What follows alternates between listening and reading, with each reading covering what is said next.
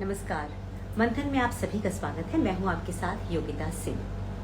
पर्यावरण को लेकर के, उसकी सुरक्षा को लेकर के हम में से अधिकांश लोग बहुत चिंतित रहते हैं, लेकिन उस चिंता का हम करेंगे क्या अगर हम पर्यावरण के लिए कुछ नहीं कर पाते तो? यानी अगर हम पर्यावरण को सुरक्षित रखने के लिए अपना अगर योगदान नहीं देते हैं तो चिंता करने मात्र से कुछ नहीं होने वाला। कुछ लोग ऐसे हैं जो सिर्फ चिंता ही नहीं करते, कार्य करते हैं। तभी उनकी ही वजह से ना बहुत कुछ बचा हुआ है, नहीं तो शायद सांस लेना हम सबके लिए दूभर हो जाता। आज मैं आपको मिलवाने वाली हूँ भारत के पॉन्ड मैन से। नाम सुन के आपको थोड़ा ताज्जुब हो रहा होगा ना, पॉन्ड मैन। वो पॉन्ड मैन इसीलिए हैं क्योंकि बहुत सारे नदी जौहर यहाँ पे जो ऐसे हैं जो सूखते जा रहे हैं। और सूख क्यों रहे हैं? क्योंकि हम उसमें कूड़ा डाल देते हैं। हमें बिल्कुल इस बात की चिंता नहीं होती कि उस नदी का, उस जौहर का, उस पॉन्ड का कुछ होगा या नहीं होगा। और नतीजा क्या होता है? कुछ समय बाद वो दलदल बन जाता है और फिर उसका अस्तित्व ही खत्म हो जाता है। और अगर हम वहां से गुजरते हैं तो नाक पर रुमाल निकल के गुजर जाते हैं, ये कहते हुए कि कितनी बदबू है यहाँ पे। मैं आपको मिलवाने वाली हूँ एक ऐसे इंजीनियर से जिन्होंने अपने करियर को सिर्फ इसलिए छोड़ दिया क्योंकि उन्हें चिंता थी इन नदियों सरोवरों की। नाम है उनका रामवीर तंवर जी। रामवीर तंवर जी को भारत का पॉन्ड मैन कहा जाता है क्योंकि उन्होंने बहुत सारे पॉन्ड्स को बचाने में जो अपनी शक्ति, जो अपनी ऊर्जा लगाई है, वो वाकई रिकॉग्नाइज करने लायक है। और ऐसे अनसंग हीरो को हम सभी सलाम करते हैं। बिना समय गवाए मैं उनको जोड़ने की कोशिश करती हूँ ताकि हम उनसे जान सकें उस जर्नी के बारे में। नमस्कार। पॉन्ड मैन से मिलना है तो इतना आसान थोड़ी है। पॉन्ड मैन से मिलने के लिए बहुत सारे सरोवर, नदियां, जोहड़ मुझे पार करने पड़ेंगे, तब जाके आपसे मुलाकात हो पाएगी। बिल्कुल बिल्कुल। अच्छा, एक बात बताइए सर। सबसे पहले तो मैं आपको थैंक यू कहना चाहूंगी कि आप जैसे व्यक्तित्व हैं इस दुनिया में जिन्होंने अपने करियर के बारे में नहीं सोचा और आपने सोचा उस पॉन्ड के बारे में, उस सरोवर के बारे में जिससे आपका जुड़ाव था। आपने अपनी नौकरी छोड़ दी, इतना कुछ आप समर्पित कर चुके हैं। तो अब तक आपने कितने पॉन्ड्स या कितने लेक्स को नवजीवन दिया है? हाँ, देखिए, बिल्कुल अभी तक हम लगभग 40 तालाबों को रिवाइव कर चुके हैं।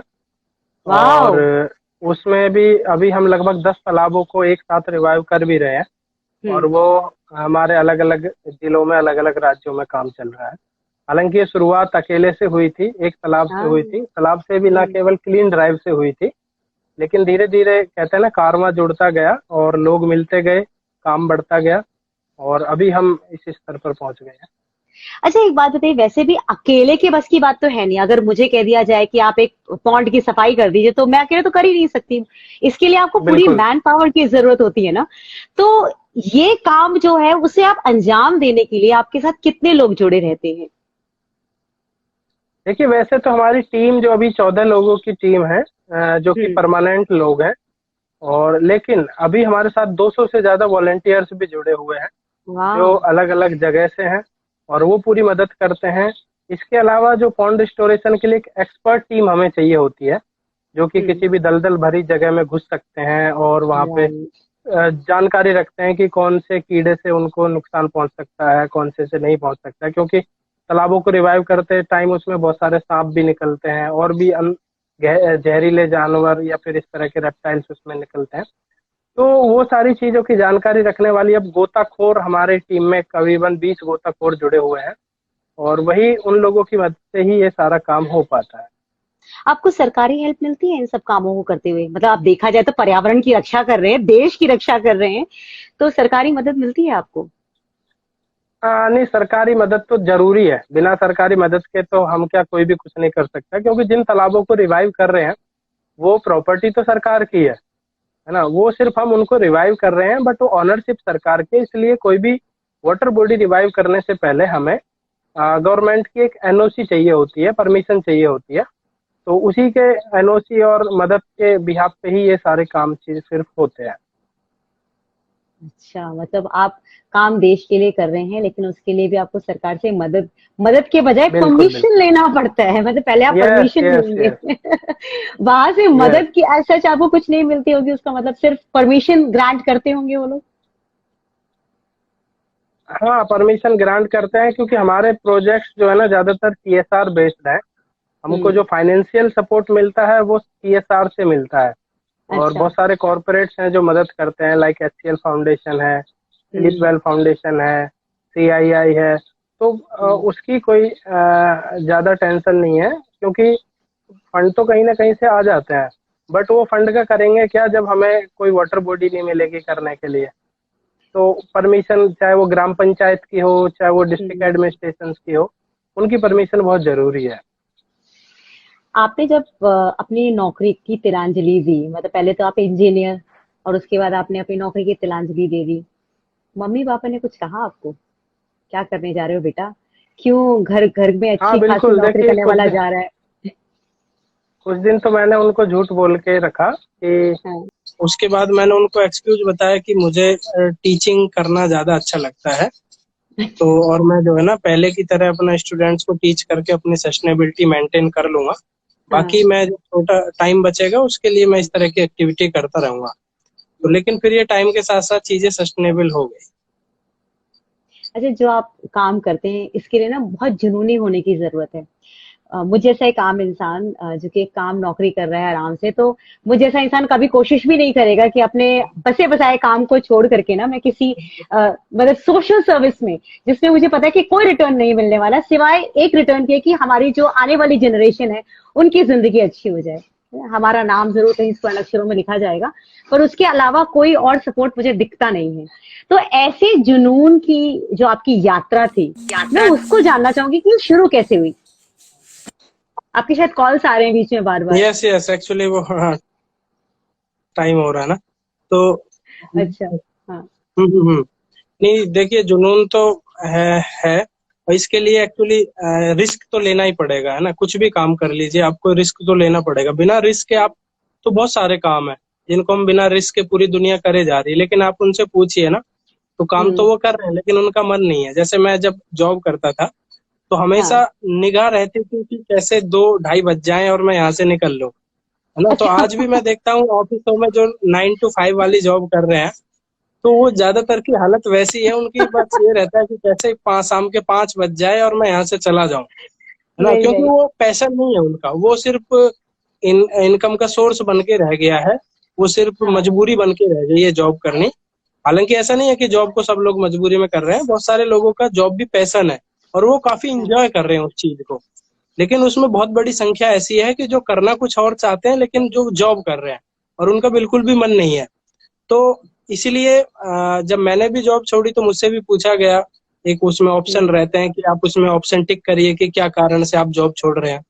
तो मैंने उसमें कोई भी ऑप्शन नहीं था जिस कारण मैं छोड़ा, है ना। उसमें ऐसा कोई हाँ। जॉब था ही नहीं था कि मेरा बस मन नहीं कर रहा, मुझे भी नहीं पता क्यों छोड़ रहा हूँ। तो इसलिए ये रहता है कि इसमें ना बहुत सारी चीजें हैं जो रिस्क हाँ। लेना पड़ता है, और वो रिस्क लिया। राइट। काफी हम्म। टाइम के लिए प्रॉब्लम भी हुई और मेरे काफी साथी ऐसे हैं जिन्होंने ये हाँ। प्रॉब्लम्स को देखा मुझे प्रॉब्लम्स में, कि जब मैं काफी चीजें में स्ट्रगल कर रहा था, लेकिन उन्होंने ही फिर देखा कि किस तरह से चीजें संभलती चली गई।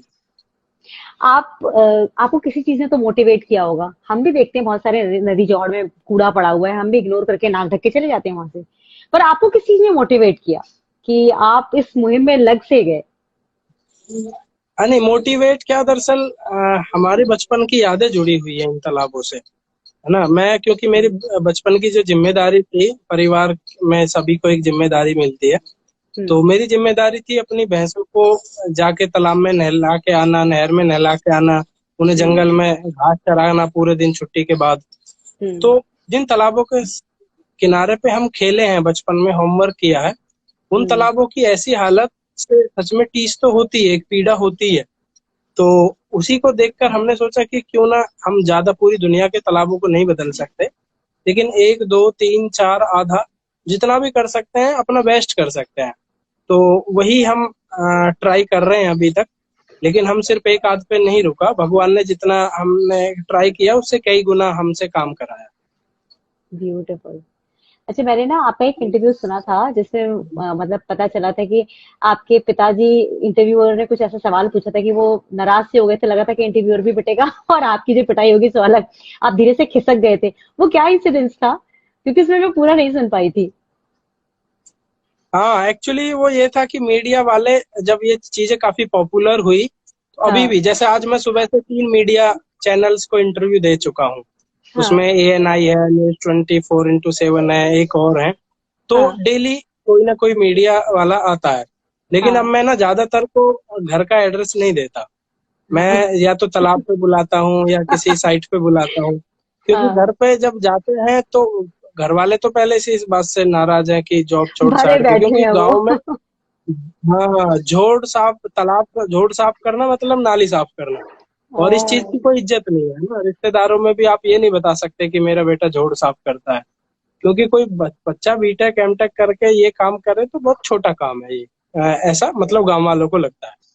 तो इसलिए मैं उनको, लेकिन अब कई बार नंबर बंद हो जाता है, कई बार संपर्क नहीं कर पाते, तो बहुत सारे मीडिया वाले घर ही पहुंच जाते हैं और वो मेरी एब्सेंस में पेरेंट्स से पूछने लगते हैं। तो और कई बार मैं भी मिल जाता हूँ, तो उनसे भी सवाल, अब उनको तो आदत नहीं है इन सारी चीजों की। तो वैसे ही एक महिला थी मीडिया न्यूज पत्रकार, तो उन्होंने ऐसे पूछ लिया उनसे कि आपने बेटे ने जॉब छोड़ दी, ये काम कर रहा है, आपको कितनी खुशी होती है। तो उन्होंने उससे कह दिया कि तुम्हें एक्चुअली तुम ही लोगों ने ऐसा ना सवाल पूछ पूछ के ये काम करवाया इससे, अदरवाइज हाँ। तो अच्छी जॉब कर रहा था, तुम क्यों कैमरे लिए घूम रही, तुम भी छोड़ के लग जाओ तालाबों में। तो वो काफी मुझे लगा कि बाप रे, मामला गर्म होने क्या वाला है, गुस्सा। यहाँ से निकल लेना चाहिए। फिर आप वहां से निकल गए। हाँ, मैं तो खिसक लिया। मतलब बहुत अच्छा लगता है सुन के, माँ बाप का ये जो रिएक्शन होता है, मन में उनको फक्र भी होगा कि मेरा बेटा इतना बड़ा काम कर रहा है, लेकिन साथ में गुस्सा भी है कि इसने अपनी नौकरी क्यों छोड़ दी, अच्छी खासी पढ़ाई लिखाई की, पूरे खानदान का इकलौता बच्चा, और इसने देखो क्या किया।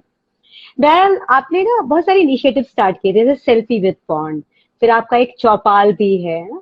तो ये जो आपने इनिशिएटिव शुरू किया, इसके पीछे मंशा क्या थी आपकी? देखिए, सेल्फी विद पॉन्ड का जो मंशा है वो ये है कि मेरे पास कोई ऐसी दिव्य शक्ति नहीं है कि मैं पता लगा सकूं कहाँ पे तालाबों की कैसी हालत है, किस गांव में तालाब है तो किस कंडीशन में है, और कौन उस गांव में ऐसा कोई है युवा कि जो हमें सपोर्ट कर सकता है। हम्म। और जो ऐसे युवा गांव में देश भर में भरे पड़े हैं जिनके अंदर इतना मोटिवेशन है, तो ना उनके पास कोई दिव्य शक्ति है कि वो मेरा पता लगा सके कि हाँ रामवीर वहां मिलेगा वेरी हमें। Right, very right. और सोशल मीडिया इसका एक बहुत अच्छा प्लेटफॉर्म है कि हम ऐसे युवाओं से जुड़ सकते हैं और ऐसे तालाबों का पता लगा सकते हैं।